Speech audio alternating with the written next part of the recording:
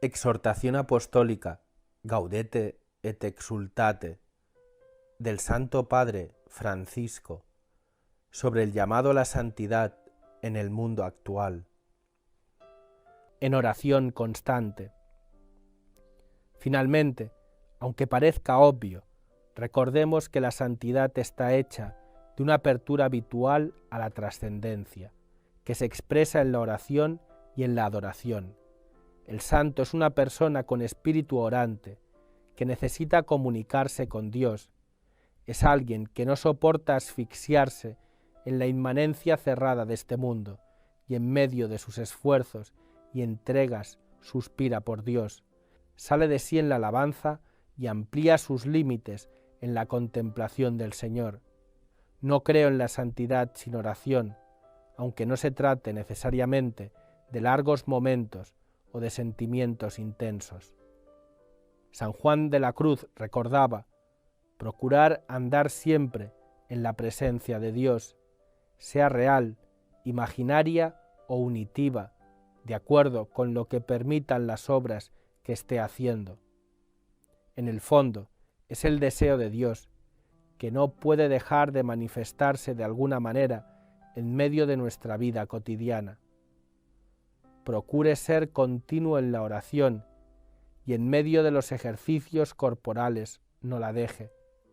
Sea que coma, beba, hable con otros o haga cualquier cosa, siempre ande deseando a Dios y apegando a Él su corazón. No obstante, para que esto sea posible, también son necesarios algunos momentos solo para Dios, en soledad con Él. Para Santa Teresa de Ávila, la oración es tratar de amistad estando muchas veces a solas con quien sabemos nos ama. Quisiera insistir que esto no es solo para pocos privilegiados, sino para todos, porque todos tenemos necesidad de este silencio penetrado de presencia adorada. La oración confiada es una reacción del corazón que se abre a Dios frente a frente, donde se hacen callar todos los rumores para escuchar la suave voz del Señor que resuena en el silencio. En ese silencio es posible discernir, a la luz del Espíritu, los caminos de santidad que el Señor nos propone. De otro modo, todas nuestras decisiones podrán ser solamente decoraciones que en lugar de exaltar el Evangelio en nuestras vidas, lo recubrirán o lo ahogarán. Para todo discípulo es indispensable estar con el Maestro, escucharle, aprender de él, siempre aprender. Si no escuchamos, todas nuestras palabras serán únicamente ruidos que no sirven para nada. Recordemos que es la contemplación del rostro de Jesús muerto y resucitado la que recompone nuestra humanidad, también la que está fragmentada por las fatigas de la vida o marcada por el pecado. No hay que domesticar el poder del rostro de Cristo. Entonces me atrevo a preguntarte, ¿hay momentos en los que te pones en su presencia en silencio, permaneces con Él sin prisas y te dejas mirar por Él? ¿Dejas que su fuego inflame tu corazón? Si no le permites que Él alimente el calor de su amor y de su ternura, no tendrás fuego, y así, ¿cómo podrás inflamar el corazón de los demás con tu testimonio y tus palabras? Y si ante el rostro de Cristo todavía no logras dejarte sanar y transformar, entonces penetra en las entrañas del Señor, entra en sus llagas, porque allí tiene su sede la misericordia divina.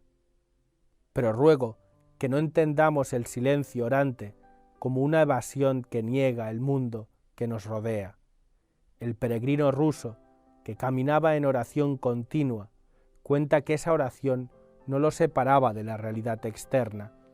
Cuando me encontraba con la gente, me parecía que eran todos tan amables como si fueran mi propia familia. Y la felicidad no solamente iluminaba el interior de mi vida, sino que el mundo exterior me aparecía bajo un aspecto maravilloso. Tampoco la historia desaparece. La oración, precisamente porque se alimenta del don de Dios que se derrama en nuestra vida, debería ser siempre memoriosa. La memoria de las acciones de Dios está en la base de la experiencia de la alianza entre Dios y su pueblo. Si Dios ha querido entrar en la historia, la oración está tejida de recuerdos, no sólo del recuerdo de la palabra revelada, sino también de la propia vida, de la vida de los demás, de lo que el Señor ha hecho en su Iglesia. Es la memoria agradecida de la que también habla San Ignacio de Loyola en su Contemplación para alcanzar amor, cuando nos pide que traigamos a la memoria todos los beneficios que hemos recibido del Señor. Mira tu historia cuando ores, y en ella encontrarás tanta misericordia. Al mismo tiempo, esto alimentará tu conciencia de que el Señor te tiene en su memoria y nunca te olvida.